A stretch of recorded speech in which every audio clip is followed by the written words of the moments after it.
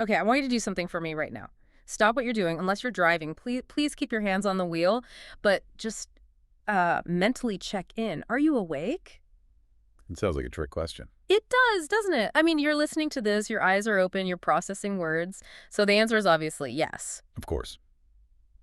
We tend to think of being awake like a light switch. You're either on awake or you're off asleep.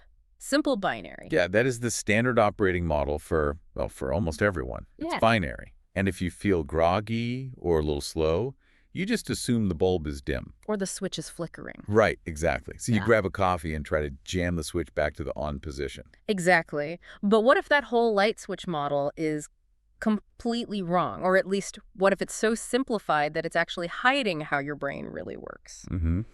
Today, we are diving into a fascinating, and I mean really deep, document titled Tension-Based Wakefulness, Boundary Operation, and Baseline Wakefulness. It is a bit of a mouthful, yeah.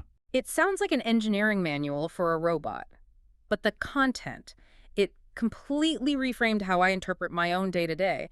It suggests that being awake isn't a single state at all. It's a texture. It's a texture. It's a complex system with different layers. And the scary part is, the source suggests most of us are operating in a specific kind of wakefulness that is actually costing us a huge amount of energy without us even realizing it. Right.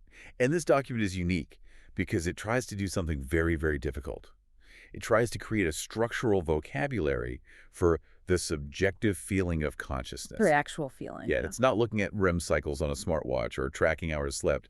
It's asking, what does it actually feel like to be you right now? And before we go down this rabbit hole, and we are definitely going deep today, we need to establish the ground rules. This is a deep dive, but we are not doctors. That's a crucial point. The source material is extremely explicit about its scope. This is a document of differential observation. It reports on how wakefulness changes under different conditions. Yeah. It is not saying this is safe, this is healthy, or everyone should go do this. So no biohacking advice today. We aren't telling you to sleep 4 hours a night. In fact, the source has this massive warning about that later, which we will get to, and it is a serious one. Ease is a signal, not proof. Uh, That's the mantra we need to keep in mind here. I love that. Just because you feel good doesn't mean you are good. Okay, let's get into the machinery. The document starts by just smashing that light switch idea we were talking about. It argues that wakefulness is actually a system made of 4 distinct components. And I want to unpack these because when I read them, I realized I didn't actually know what being awake even consisted of. Well, it's helpful because we've all had those days where we feel tired, Huh. but we can't pinpoint why, Like you've had enough sleep, but you're still exhausted. Totally. This model gives us the variables to sort of solve that equation. So let's break them down. Component number 1, the baseline substrate. This sounds like the hardware. It is.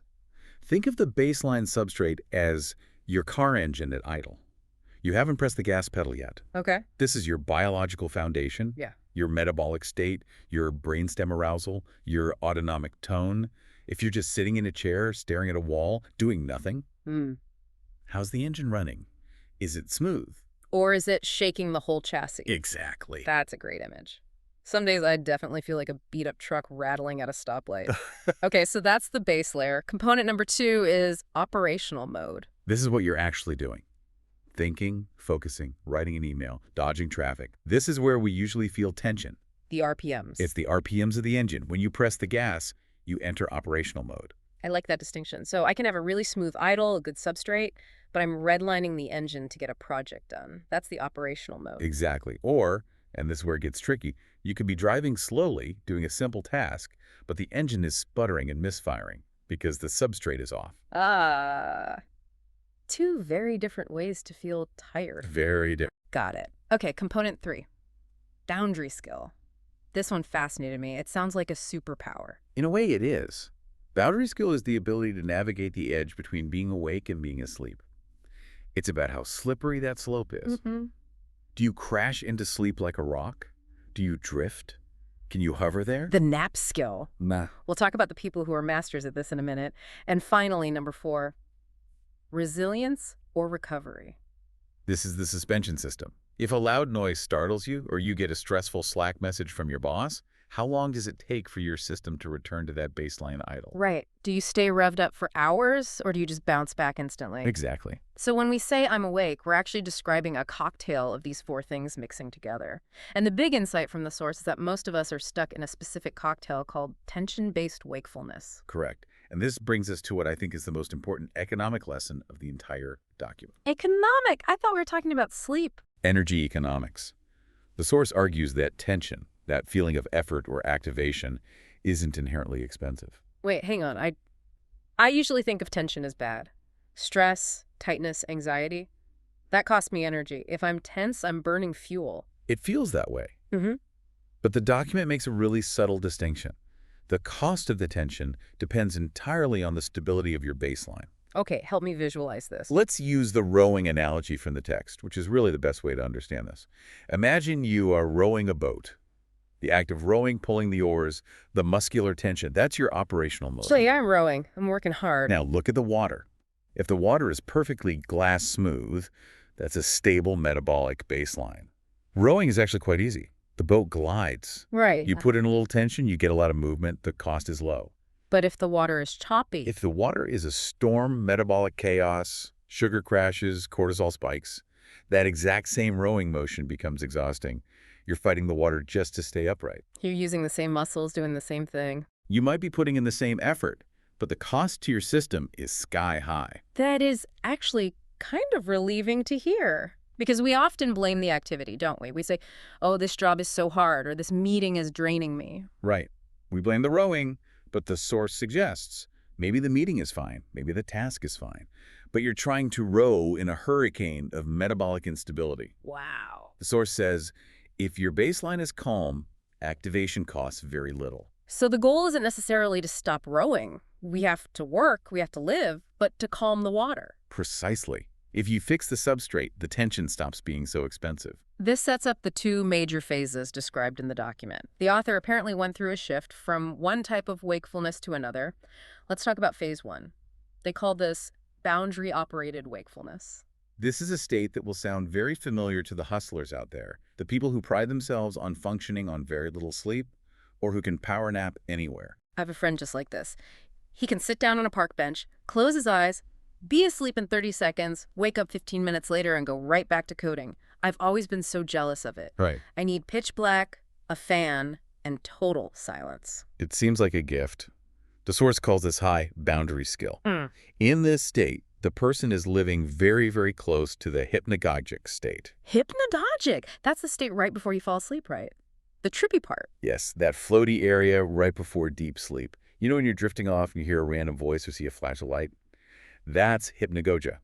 Phase one, wakefulness, is basically camping out right next to that border. So because they are so close to the edge, slipping back and forth is easy. Super easy. They can dip in, refresh, and pop back out. Yes, they are functional. They are getting things done. But, and here's the turn, the source points out a hidden tax. There's always a tax. The document notes that in this state, there is a subtle discomfort, a faint instability, or as they put it, a mild negative tone. Like a background hum. Exactly like a hum, or static on a radio. Imagine watching a movie in high definition, but there is a constant low-level buzzing sound in the room. You can still watch the movie. You can still follow the plot, but that buzz is eating up a fraction of your processing power all day long. But here's the kicker, and the document calls this the fish in water problem. The person is so skilled at managing this state, they don't even know the static is there. They've never known anything else. They think that mild anxiety, that slight grittiness behind the eyes, they think that is just what being awake feels like. They've never been in clean water, so they don't know their water is dirty. They assume life just has a buzz. Right. They're constantly managing their wakefulness. It's an active process. They're keeping the ball in the air, juggling constantly, but they're so good at juggling they've forgotten they're even doing it. Until something changes. And the document describes a shift to a new state, phase two, which they call baseline wakefulness. And the description of this state is, well, it's a radical departure from the norm. Before we get to how it feels, we should touch on why the source thinks this shift happened. Because listeners are probably asking, how do I get the buzz to stop? The source mentions diet, doesn't it? It does. It lists a few factors. Elimination of chaotic sugar intake, reduced glycemic fluctuation, stable energy availability. So less roller coaster. Exactly. Mm-hmm. It mentions ketogenic involvement is possible, but it's very careful not to say keto is the cause. It's more about stability versus chaos.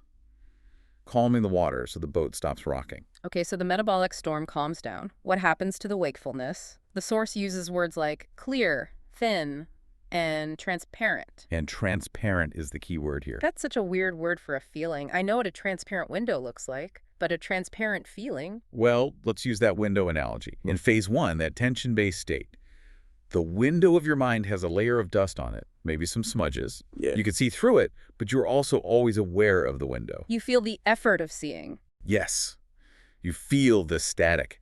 But in phase 2, the window is perfectly clean. The glass just disappears. You don't see the window anymore, you just see the world. And the wakefulness is just there. Just there.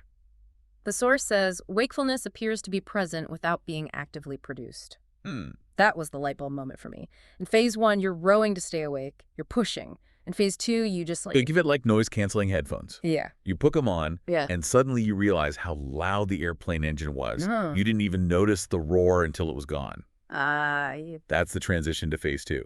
The roar of metabolic instability cuts out, and you're left with this thin, clear silence. But because of that transparency, there is a really counterintuitive observation in the text. Right. In this state, the subject found it actually harder to access the feeling of chill or descending pleasure. Which sounds like a bad thing. We all chase chill. Right. I just want to go home and chill. If I can't chill, I must be stressed. Not quite. Think about what chill actually is mechanically. It's the relief of stopping the tension. It's taking off a heavy backpack after a long hike. You feel the pleasure of the weightlifting. It feels good because the pain stopped. I see where you're going. Yeah. If you aren't wearing the backpack. You can't feel the relief of taking it off? If there is no high-tension state to come down from, you lose the negative undertones, but you also lose the pleasure of escaping them. So the baseline is just neutral. Stable. You don't crash onto the couch because you weren't holding yourself up in the first place. That connects to the floor analogy. The document says baseline wakefulness is like a floor. Imagine a solid concrete floor. You can still run around on it. That's your operational mode being active. But you're standing on something solid. Versus phase 1, which is like treading water. If you stop kicking in phase 1, you sink. But on the floor, if you stop running, you're just standing there. Exactly. The source talks about elasticity. When the stimulation stops, when you finish the task, you return rapidly to the floor. You don't crash, you just settle. Okay, so far this sounds pretty good. Clear head, stable energy, resilient. But then we get to the part of the document that made me stop and say, whoa, wait a minute. The chemical shift. Yes, this is where people usually get skeptical. The source observes that in this phase 2 state, the usual markers of adrenaline and dopamine seem to be missing. Absence of adrenaline and dopamine phenomenology. It's a big claim. Let's start with adrenaline. No adrenaline means no urgency, right? Correct. No sense of time compression. You know that feeling when you have a deadline in an hour and time feels thick and heavy? That panic in your chest? Yeah. That's gone. Okay, I can live without panic. That sounds nice. But no dopamine. Absence of reward pull. That is the phrase used. But that sounds terrible. I mean, isn't dopamine the thing that makes us do stuff? It's motivation. It's, I want that cookie. I want that promotion. I want to check my likes on Instagram. And if you take that away, don't you just become a zombie? That is the million-dollar question. I know. And you're right to be skeptical. Does this just feel like apathy? Is this depression? Seriously, if I don't feel a pull to do things, why would I get out of bed? It sounds robotic. And the source addresses this explicitly. It states clearly that this is not experienced as numbness, suppression, depression, or apathy. Okay. It's not that you can't do things, it's that you aren't dragged into doing them. So what's driving the car if there's no dopamine gas? The expert in the text argues that we are confusing drive with will. We are so used to being dragged through our day by the chemical hooks of dopamine or the whip of adrenaline that we can't imagine moving without them. But the source suggests that when those are gone, what's left isn't nothing. What's left? Intent. Clear, calm execution. You write the email because it needs to be written, not because you're terrified of your boss, which is adrenaline. Or because you want a gold star, which is dopamine. Precisely. It's like coffee. If you are addicted to coffee, you need it to feel normal. If I take it away, you crash. But if you never drank coffee, you just wake up and go. It's a shift from push-pull motivation to something else. To native motivation. The window is clean. You see the task, you do the task.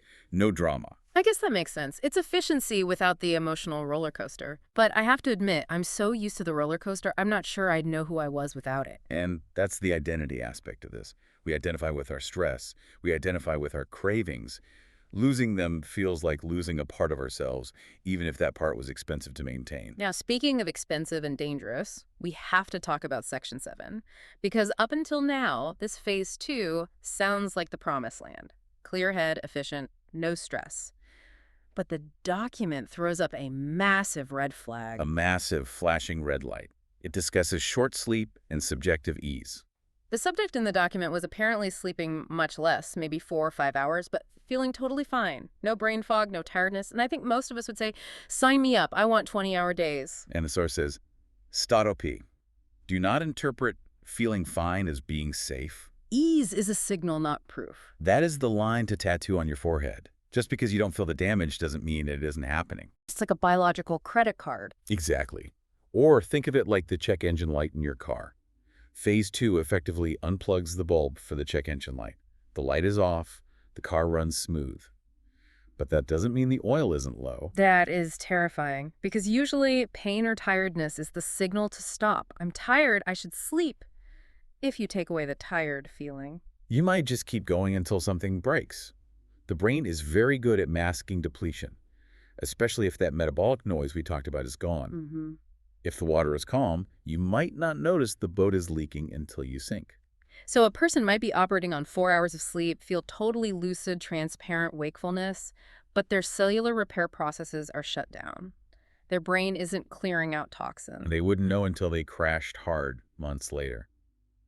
The source is very, very conservative here. It concludes only one thing with confidence. The structure of wakefulness has changed. Right. It does not claim that this new structure is healthier, superior, or sustainable long-term. That is a really important distinction. It's a report on a change in quality, not an endorsement of a lifestyle. It's a fascinating state to observe, but you shouldn't blindly trust it. You still need to sleep, even if you don't feel like you need to. So where does this leave us? We have this integrated model at the end. It seems like it's not just one magic pill. It's not just eat keto or learn to nap. No, it's a system. The current state, described in the source, is a mix. It's the accumulated skill of navigating boundaries, that nap skill we talked about, All right. plus the metabolic stability removing the sugar chaos, plus improved recovery speed.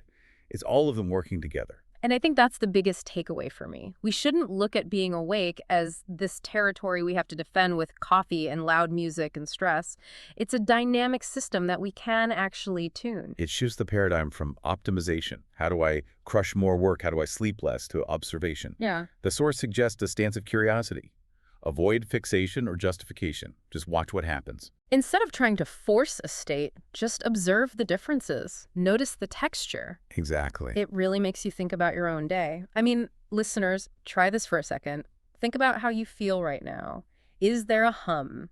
Is there static? Are you rowing against the water? And if you strip away the urgency of, I have to do this, and the sugar high of your last snack, what is actually left underneath? Is there a floor? Or is it just a void you're trying to fill with noise? That's the question. Is your wakefulness a transparent floor you stand on, or is it a performance you're constantly putting on for yourself? It's a heavy question, but a necessary one. Definitely something to mull over while you're lying in bed tonight. Hopefully finding that boundary between wake and sleep a little easier to navigate. That's it for this deep dive into the structure of wakefulness. We'll see you next time. Stay curious.